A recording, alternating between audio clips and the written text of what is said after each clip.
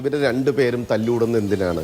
ഏറ്റവും വലിയ വർഗീയവാദിയെ ആരാണ് ആദ്യം കല്യാണം കഴിച്ചത്, രണ്ടാമത് കല്യാണം കഴിക്കുന്നത് ആരാണ് എന്നുള്ളതാണല്ലോ ഇവർ തമ്മിൽ തർക്കം എന്ന് പറയപ്പെടുന്നത്.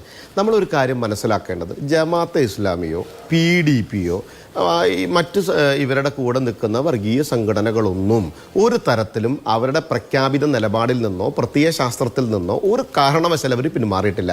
അവർ ആ നിലപാടിൽ തന്നെ നിൽക്കുന്നു. ആ നിലപാട് നടപ്പിലാക്കാൻ വേണ്ടി രാഷ്ട്രീയപരമായി കോൺഗ്രസിനെയും ഇടതുപക്ഷത്തിനെയും ഉപയോഗിക്കുന്നതിന് വേണ്ടി കാലാകാലമായി അവർ ഇവരോട് ചേർന്ന് നിന്നിരുന്നു. ഇവർ അവർക്ക് കൈ കൊടുത്തിരുന്നു. ആ കൈ കൊടുത്ത കാര്യങ്ങൾ അങ്ങോട്ടും ഇങ്ങോട്ടും മാറ്റി കൈ കൊടുക്കുന്ന സമയത്ത് കാണിക്കുന്ന ഒരു പോരാട്ടം മാത്രമാണ് ഇവർ തമ്മിലുള്ള ചർച്ച നമ്മൾ മനസ്സിലാക്കേണ്ടത്. നോക്കൂ, ഉമ്മൻചാണ്ടി അടക്കം പറഞ്ഞിട്ടില്ല ജമാഅത്തെ ഇസ്ലാമി എന്ന് പറയപ്പെടുന്നത് ഏറ്റവും വലിയ അപകടകരമായിട്ടുള്ളൊരു സംഘടനയാണ് എന്ന്. എന്താ അത് ജിൻഡോ ജോണിന് കാണാൻ സാധിക്കുന്നില്ല?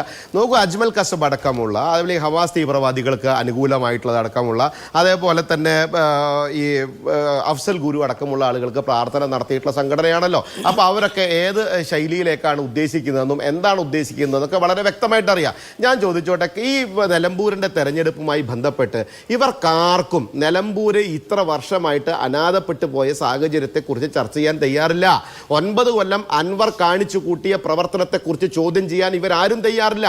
അൻവറിനെ തോളത്ത് കൊണ്ട് നടന്നിരുന്ന ഇടതുപക്ഷത്തെ സംബന്ധിച്ച് അയാൾ പരാജിതനായി എന്ന് പറഞ്ഞപ്പോൾ ഇവർ തന്നെ മലർന്നു കിടന്ന് തുപ്പുകയാണ് എന്നുള്ള ബോധ്യം അവർക്കില്ല. അവരെ ഏറ്റെടുക്കാൻ തയ്യാറായ ഇവർ അത് ശരിയായാലും കുഴപ്പമില്ല, ഞങ്ങൾക്ക് അൻവർ മതി എന്ന് പറഞ്ഞിരുന്ന കോൺഗ്രസിനെ കുറിച്ച് പറയുമ്പോൾ അതിനെക്കുറിച്ച് ന്യായീകരിക്കുമ്പോഴും ഇവർ സാധാരണക്കാരായിട്ടുള്ള ജനവിഭാഗങ്ങളുടെ പ്രശ്നം മനസ്സിലാക്കുന്നില്ല. മലയോര കർഷകന്റെ പ്രശ്നം ചർച്ച ചെയ്തോ നമ്മൾ ഇത്ര നേരം? ഇവരാരെങ്കിലും പറഞ്ഞോ? വന്യജീവികളുടെ പ്രശ്നം ഇവരിങ്ങനെ സംസാരിക്കുന്ന സമയത്ത് ഈ SDPIക്ക് വേണ്ടിയും ഈ ജമാഅത്തെ ഇസ്ലാമിക്ക് വേണ്ടിയും ഈ PDPക്ക് വേണ്ടിയൊക്കെ ഇവർ നടത്തുന്ന ഈ യാത്രകൾക്ക് അതിൻ്റെ ഒരു അംശം ഇവർ മലയോര കർഷകന്റെ പ്രശ്നം പരിഹരിക്കാനോ, അവിടുത്തെ വന്യജീവി പ്രശ്നം പരിഹരിക്കാനോ, അവിടെ അടിസ്ഥാന വർഗത്തിന്റെ പ്രശ്നം പരിഹരിക്കാനോ, അവിടുത്തെ പിന്നോക്കാവസ്ഥ ഉണ്ടാക്കിയത് എന്തുകൊണ്ടാണെന്ന് പഠിച്ചുകൊണ്ട് അത് മനസ്സിലാക്കാനോ ഇവർ ആരെങ്കിലും തയ്യാറായോ? അവിടുത്തെ തൊഴിലില്ലായ്മ പ്രശ്നം പരിഹരിക്കാൻ തയ്യാറായോ? നോക്കൂ, ഞങ്ങൾ കൃത്യമായി 3 കാര്യങ്ങൾ പറഞ്ഞിട്ടുണ്ട്. 7 മാസമാണ് ഒരു MLA സംബന്ധിച്ചിടത്തോളം അവിടെ വിജയിച്ചു വരുന്ന MLAക്ക് കിട്ടുക. ഞങ്ങളെ സംബന്ധിച്ച് ഞങ്ങൾ വളരെ കൃത്യമായി പറഞ്ഞിട്ടുണ്ട്. എന്താ ഒന്ന്, ഹോസ്പിറ്റൽ, അവിടുത്തെ ഹോസ്പിറ്റൽ ക്യാൻസർ സ്പെഷ്യാലിറ്റി സെൻ്ററായി ഉയർത്തുമെന്നുള്ള കാര്യം. 2, ദേശീയപാതയുമായി ബന്ധപ്പെട്ടുള്ള കാര്യങ്ങൾ കൃത്യമായി പെട്ടെന്ന് നടപ്പിലാക്കാൻ പറ്റുന്ന കാര്യം. 3, റെയിൽവേ വികസനവുമായി ബന്ധപ്പെട്ട് ഇപ്പോൾ നടപ്പിലാക്കിക്കൊണ്ടിരിക്കുന്ന നഞ്ചങ്കോട് പാതയടക്കമുള്ള കാര്യങ്ങൾ കൃത്യമായി പെട്ടെന്ന് നടപ്പിലാക്കി അത് തീവണ്ടികൾ കൂടുതൽ എണ്ണം കൊടുക്കേണ്ട കാര്യങ്ങൾ. ഒപ്പം തന്നെ 12 പദ്ധതികൾ പ്രഖ്യാപിച്ച വയനാട് ലോകസഭയിൽ 8ഓളം പദ്ധതികൾ വന്നിട്ടുള്ളത് ഈ നിലമ്പൂരിനകത്തെ കർഷകന്റെ പ്രശ്നം, ചെറുപ്പക്കാരുടെ പ്രശ്നം, തൊഴിലില്ലാത്തവരുടെ പ്രശ്നം, ആരോഗ്യ ജനകീയ പ്രശ്നമായി നിൽക്കുന്നത് വന്യമൃഗശല്യമാണ്. അത് അങ്ങേക്ക് അറിയാത്തതല്ല. ആ കാര്യം പക്ഷെ നിങ്ങളുടെ ഈ പരിഗണനാ പട്ടികയിൽ ഇല്ല അല്ലെ? കാരണം അത് കേന്ദ്ര നിലപാട് കൂടി ബാധിക്കപ്പെട്ട ഒന്നാണ് എന്നുള്ളത് കൊണ്ടാണോ ആ കൈകഴുകൽ? ഒരു സംശയമില്ല മാധു. വന്യമൃഗത്തിന്റെ ദോഷം അനുഭവിക്കപ്പെടുന്ന ഏറ്റവും വലിയ മേഖലയായിട്ടുള്ള നിലമ്പൂരിനകത്ത് വളരെ കൃത്യമായി തന്നെ കേന്ദ്രത്തിന്റെ മന്ത്രി ബോധ്യപ്പെടുത്തി തന്നിട്ടില്ലേ? അതിനകത്ത് ഒരു ഇടപെടലിന്റെ ആവശ്യകതയില്ല. കൃത്യമായി അത് കൈകാര്യം ചെയ്യാൻ പ്രാപ്തിയില്ലാത്തൊരു മന്ത്രി കേരളത്തിലുള്ളത് കൊണ്ടാണ്. കൃത്യമായി കൈകാര്യം ചെയ്യാൻ അതിലെ കാര്യങ്ങൾ മനസ്സിലാക്കി കാഴ്ചപ്പാടോടുകൂടി പരിഹരിക്കാൻ പ്രാപ്തിയില്ലാത്ത ഒരു സർക്കാർ കേരളത്തിലുള്ളത് കൊണ്ടാണ് ഈ പ്രയാസം അനുഭവിക്കുന്നത്. കോടിക്കണക്കിന് രൂപ ഇവർക്ക് വിഹിതമായി കിട്ടുന്ന വിഹിതം ലാപ്സാക്കി കളയുന്ന ഒരു സർക്കാർ കേരളത്തിലുള്ളത് കൊണ്ടാണ്. സനോജ് പറയുന്ന 900 പദ്ധതി എന്ന് പറയപ്പെടുന്നതൊക്കെ നമുക്കതൊരു തമാശയായിട്ടാണ് തോന്നുന്നത്.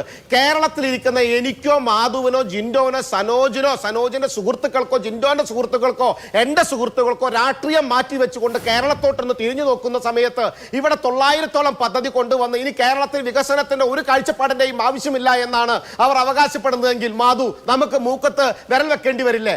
കേരളത്തിലെ ഏതെങ്കിലും ഒരു പ്രയാസകരമായ വിഷയം പരിപൂർണമായി പരിഹരിച്ചതായിട്ട് നിങ്ങൾക്ക് ചൂണ്ടിക്കാണിക്കാൻ സാധിക്കുമോ? അത് നിലമ്പൂരല്ലെന്ന് കേരളത്തിലെ മൊത്തമായ മേഖലകളിൽ ഏത് പ്രശ്നമാണ് നിങ്ങൾ പരിഹരിക്കപ്പെട്ടിട്ടുള്ളത്?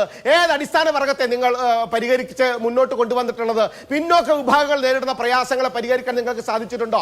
മലയോര കർഷകന്റെ അടക്കമുള്ള പ്രശ്നം പരിഹരിച്ചോ? വന്യജീവികളെ, ഒരു ചെറിയ വന്യജീവികളുടെ പ്രശ്നം പരിഹരിക്കാൻ നിങ്ങളുടെ മന്ത്രിക്ക് സാധിച്ചോ? എന്താണ് നിങ്ങൾക്ക് സാധിച്ചിട്ടുള്ളത്? നിങ്ങളെ സംബന്ധിച്ച് റീൽസ് ഉണ്ടാക്കുക, ഈ ഗീർവാണങ്ങൾ മുഴക്കുക, നടക്കാത്ത പദ്ധതികൾ വിളിച്ചു പറഞ്ഞ് ഇങ്ങനെ ഭംഗിവാക്ക് പറയുക എന്നല്ലാതെ രാഷ്ട്രീയപരമായി 9 കൊല്ലം നിങ്ങളുടെ കൂടെ നിന്ന MLA രാജിവെച്ച ജനങ്ങളോട് കാണിച്ച നീതികേടിനെ നിങ്ങൾ എങ്ങനെ പരിഹരിക്കും? എങ്ങനെ നിങ്ങൾ അതിനെ ന്യായീകരിക്കും?